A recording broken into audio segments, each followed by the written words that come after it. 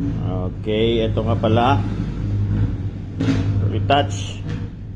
Galing to sa Tagwa. Magkano haircut doon, sir? 100 po. Sa Tagwa 100 na haircut, no? I-retouch natin siya di before and after ito. Ganyan.